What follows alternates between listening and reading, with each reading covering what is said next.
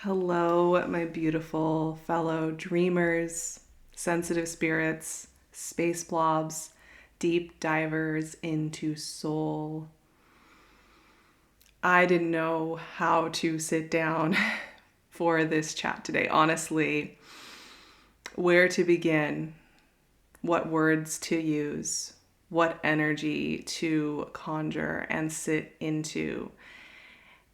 Because there are no words for what we're all moving through. And I know that many of us are feeling a lot of despair, dysregulation, exhaustion right now. And it's been building long before the single events of the world over the course of a few days. And we've been questioning it and thinking about it for a very long time. In some ways, there is nothing new here. And yet, it's so important to have these moments, these spaces, to do something that Clarissa Pinkola Estes in her book, Women Who Run with the Wolves, calls singing over the bones. We sing over the bones. We conjure the wild soul to become something new. And we do that from this very deep, centered, embodied place where we call forth that calm, clear, resilient voice that helps us take care of our nervous systems, that helps us come together, that helps us to create beauty in the world, regardless of the power structures that try to exist in this world. That will ultimately have to also change form, because that is the way this world works.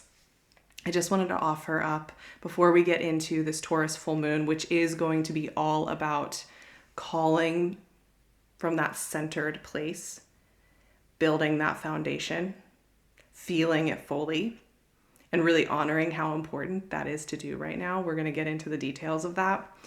I just wanted to offer up a few books that might be very soothing soul medicine to you right now if you're really just feeling lost at sea at the moment. I'm currently listening to What It Takes to Heal by Prentis Hemphill. I've mentioned this author and writer and thinker before. They are a therapist. They've worked with community organizing for a long time. The audiobook is amazing. I'll leave all of the books I'm mentioning and their authors in the description. So if you don't catch the name here, you can find the resources. Also, All About Love by Bell Hooks is beautiful, amazing. And then I mention this book every couple of months, but it's Rest and Resistance by Tricia Hersey. All three of these works are soul medicine. They will give you so much courage and honor so much about how important it is to continue to dream of beautiful things and to not disallow that for yourself, and that it's a part of the whole process. So go check those books out. They have really been holding me this week with all of the intense energy moving through. And I just wanted, before we get into the Taurus full moon, I love you all so much. I love the sensitive spirits who are thinking about the world in a different way. And we're finding each other. And we're going to keep finding each other. And we're going to keep creating these spaces. We're going to keep dreaming together. And you better believe I will be here doing that with you, holding this center, witnessing it together with you all. And we're going to continue to do that in the coming months and years. And I will be right here with you every step of the way, every single week. So I just want to say that here before we get into this beautiful, big, robust full moon that is coming at the perfect time.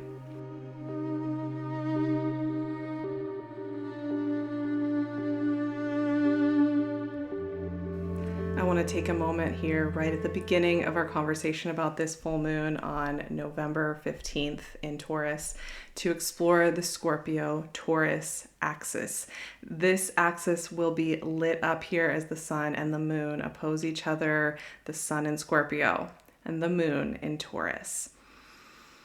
This is the axis of change, transformation, death, and rebirth. It's so fundamental to everything we do in this world. It's sometimes even hard to put words to it because it's just everything.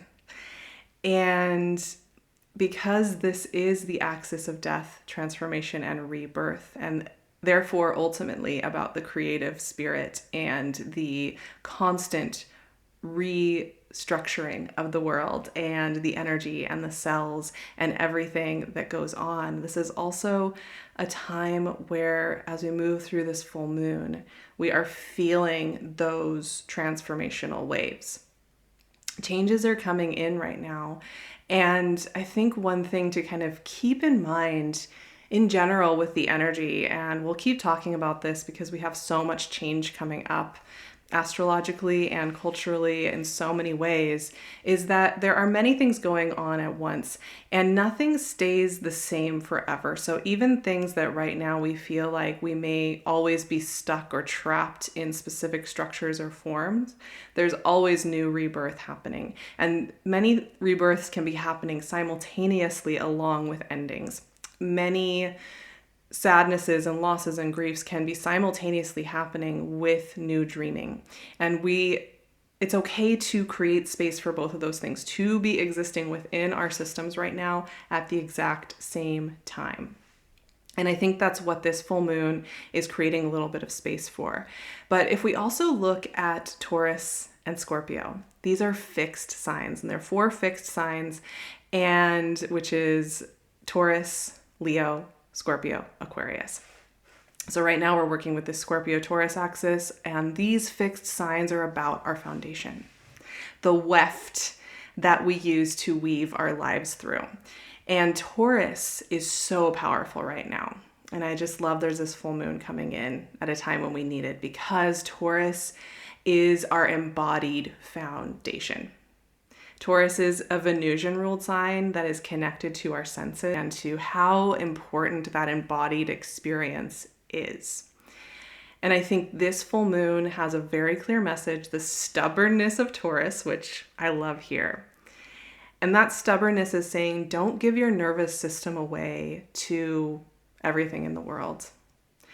There is nothing that deserves the sacrifice of your embodied state, your nervous system, your well-being for any kind of change.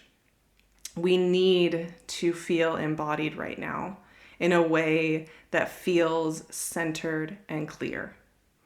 And there's going to be so much, because these systems and the busyness of our world and the way that things just ping at our nervous systems are constantly calling for us to give our energy away, give our nervous systems away. And there's this almost like shame and guilt that can come up around, well, if I'm not feeling revved up all the time, if I'm not feeling upset and jangled and dysregulated and a little bit out of my body or frozen, then I'm not feeling it enough, then I'm not doing enough, then I'm not caring enough about people that'll be hurt by some of these really intense waves that are moving through the world. And I think just calling that by name, that shame and that guilt, that systemic shame that says that you're not doing enough unless you feel dysregulated and horrible, I just want to call it out right now. And this full moon is asking for the exact opposite.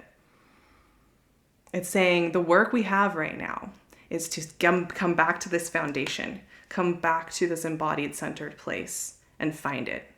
Sing over the bones to create new becoming. Sing over the bones with our soul song, with our inner wise one, with our inner guidance system to call us forward. What is that foundation going to be? I'm going to come back around to that theme at the end here, but first, I also want to address the big connection point here for this full moon, which is that it's conjunct Uranus in Taurus. And we have been working with Uranus in Taurus since 2018. And, there's a lot that's happened. There's been a lot of this kind of feeling of volatility around our foundations, right? What does that even mean? What does it look like to have security? What does it look like to be embodied? How do we do that in this world that's constantly throwing new things at us and jangling our systems around? There's something really interesting about the quality of this full moon. And this might be illuminating for you. It might help you. It might make you feel a little more connected to all of these different threads that are going through. It's been helping me a lot, which is that Uranus is an agent of change. Uranus likes to do things in a different way. Even the orbit and the way Uranus moves is kind of on its side, the planet itself. And so it's very much connected, I would say, to trickster energy. And trickster energy is connected to things like mercurial energy, sacred clowns, wisdom that kind of works backwards to front. It doesn't always give us the obvious answer right away. So often with kind of this Uranian change element, this trickstery change element, what at first seems like a setback, a devastation, which it can simultaneously be those things, obviously, also reveals more to it, also reveals more levels to it. What things seem they are right now will be revealed to be something different down the line. I know many of us are already there. We already know this. So what seems triumphant, what seems powerful, what seems like it's going so well is going to reveal itself. What seems like it's weakening or shrinking back or isn't visible yet is gaining power, is gaining empowerment from a deep place of love. And I think what's really important here with this conjunction is to hold space for that. We might have an apparent experience of what's happening right now, and there's validity to that. And we're living in circumstances and elements that affect every single one of us, and it changes the way we experience our lives and our access to our nervous systems and that regulation. But there's also another level going on. I think this full moon is illuminating that.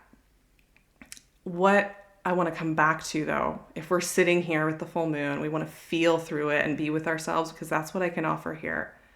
A safe place to feel we can land in ourselves and feel through that and hold space. Sit with that full moon, because each of us will be sitting in our bodies during the Taurus full moon. We'll be there. It's about feeling safe to move through change. It's about feeling the foundation of soul as the conduit through which we will move through these series of changes, through these series of unknowns that are starting to come into play right now. And I think what's really important here is building a sense of communion with that Uranian sense of change and your ability to hold yourself safely within that. There is a calling forth of that. There is a calling forth of the creative, dreaming energy of Uranus. And being conjunct a Taurus full moon here, it's a Venusian ruled sign, and Venus is a sign of deep love, deep creativity, deep joy. We have to keep dreaming beautiful dreams and feel them embodied in our bodies. And I think that's really the call of this full moon. Now, the final theme I wanted to bring up before we get into our cards is this is the final full moon before Pluto moves into Aquarius for the next 20 years. That's happening just 4 days later on the 19th. So it does feel like a very symbolic full moon, closing out a cycle with Pluto, which I think we're going to be thinking about for a long time here and feeling through the shifts that are upcoming as we have a last visitation with the old foundations of power right here at the end of Pluto and Capricorn. There's going to be a lot of discussion in the astrological community about Pluto in Aquarius. There already has been, and there's often a refrain about the French Revolution, because that was the last time Pluto was in Aquarius. It was a very revolutionary time. Culture changed a lot in the last years of the 1700s on so many levels, even beyond the French Revolution.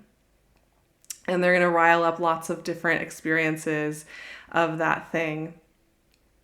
But I think what's really important here with this full moon, and I keep coming back to this, is to get into a foundation of deep self-respect, love, and centeredness. Build that foundation deep. Fill your well. Prepare for this world of change from that foundational place. And along with that, with this full moon, full moons are about a release, as much as they are about a new cycle. And some questions, I think, as we're moving through such a hard time, it really helps us refine what really matters. And some of the questions that came up for me are, what do you no longer need to carry into this next cycle? What really doesn't matter anymore? Perhaps it's an appearance. Perhaps it's a way that you feel you have to please somebody or show up. Perhaps it's a costume you feel like you have to wear to move through your day to day. Like whatever it is it serving this foundation? Is it feeding that foundation of deep love, of deep self-respect, of deep kindness toward yourself and therefore your ability to be here now? Is it serving that foundation that goes into your inner wise one, into your bones, that comes from your solar plexus and guides from a place of deep centered knowing and calm? Is it serving that foundation or not? And for things that just don't fit that criteria anymore, I think many of us will be reassessing that and thinking about moving with this idea of a foundation that serves us moving forward for the coming years. This is a really great time to kind of make a commitment to that. And of course, we're going to have days where we don't feel we're on that foundation, where we feel we are off in another zone altogether. That is fine. This is not about perfection, but it is about intention here. And I want us to feel like we can feed our soul song and our soul self, and we can encourage it to show up more than ever. And I think this full moon is a huge invitation to do just that.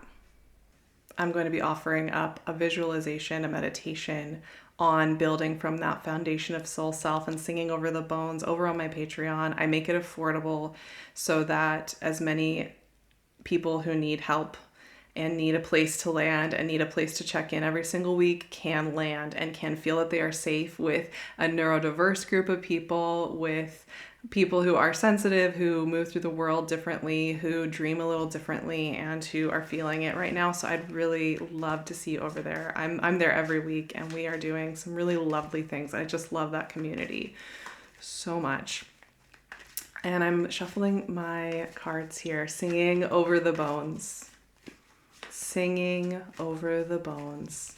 That phrase just keeps coming to mind with Clarissa Pinkola Estes' work and that idea of singing over the bones in the new becoming phase where things are not apparent yet. The new things that have to be built are still underneath the ground. They're still bone deep. They're still within the creative void, building, burgeoning. Creation is quiet. Creation often is invisible to the naked eye. Judgment came out. That feels really fitting. Judgment is very deeply tied to Pluto and the transformational energy of Pluto as we move through this cycle of change with that planet and into something different. Judgment is a healing card. It allows for catharsis. It allows for emotional feeling. And then it's the opposite of judgment, really, in that it's about deep grace. Another card came, Justice. Well, this is really interesting, isn't it? I'm sure many of you are feeling that. Interesting mix of feelings around these two cards. How interesting to see them here. I guess you could interpret that in many ways depending on your viewpoint right now in the world. But I think we have to take judgment and justice, go back to some deep, wild ways that those words and those ideas have been used in mystic traditions, in soulful traditions that say darkness must be balanced. Hoarding and greed must be balanced. Fear must be balanced. That's justice. Justice is about the redistribution of excess for all. And Judgment is the same. Judgment is about the release from old patterns, the release from old systems, the release from old constraints, calling up the bones and calling them into new form. To me, these cards speak about that deeper process that isn't apparent at the moment, that feels far, far away for so many of us right now. It's so fascinating to me. I want to pull one more card to go along with this. These are ancient concepts. They're ancient concepts that we'll see in old stories about the way civilization changes. I think having 2 major arcana cards are going to connect to those old stories that are thousands of years old that have been with us in the many times humans have moved through these waters in different forms. High Priestess came out. Wow. Okay, only major arcana for this conversation, and it feels fitting. It feels fitting. We're really at a crossroads and a doorway, and we are working with crossroads trickster energy right now. And I don't say that to make you feel paranoid or stressed. Truly, it is just that how things appear isn't necessarily the whole story, and there's a lot of threads moving at this time, and that means that we have to take care of our foundation because it can feel a bit disorienting. However, the High Priestess changes, I think, the quality of all of this as well, and amplifies this energetic process that's going on behind the scenes. There's a process going on, and you can feel it. It's also apparent if you're looking. But it's also something that maybe isn't fully in form yet, isn't fully embodied yet. The High Priestess is the gatekeeper to the great beyond, to the great creative void, to the great creative mystery. She is the one that sits right at that doorway, but we can't quite see beyond into that world yet. We're not ready.